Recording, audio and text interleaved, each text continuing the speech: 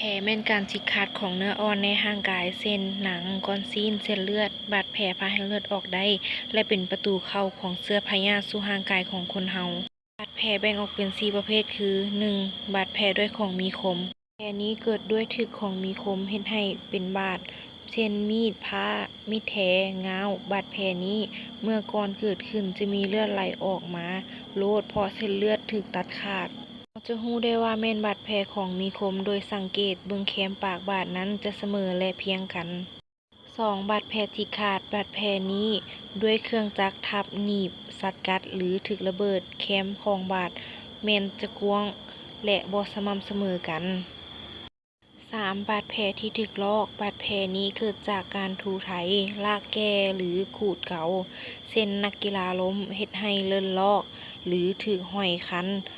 หลายจนเก่าลอก 4. บาดแผลที่ถูกปักหรือแทงบาดแผลนี้จะเกิดขึ้นจากการที่ถูกของแหลมเสียบปักหรือแทงเช่นเข็มมีดประตูหนามไม้แหลมบาดแผลชนิดนี้เขาเลิกหลายส่วนหลายแม่นคนบ่ฮู้เอาใจใส่เพราะปากบาดมันน้อยบาดแผลชนิดนี้สามารถเป็นอันตรายร้ายแรงได้เพราะเชื้อพยาธิถูกขังอยู่ในบาดแผลนั้นบ่มีอากาศสามารถเฮ็ดให้เกิดพยาธิทะยักได้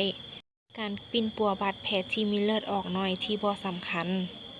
1. ล้างมือให้สะอาดด้วยสบู่และน้ำที่สะอาด 2. ล้างบาดแผลด้วยน้ำสะอาดและสบู่ 3. บีบส่งแคมบาดแผลที่ปักหรือแทงนั้นให้เลือดออกเพื่อล้างพื้นบาดแผล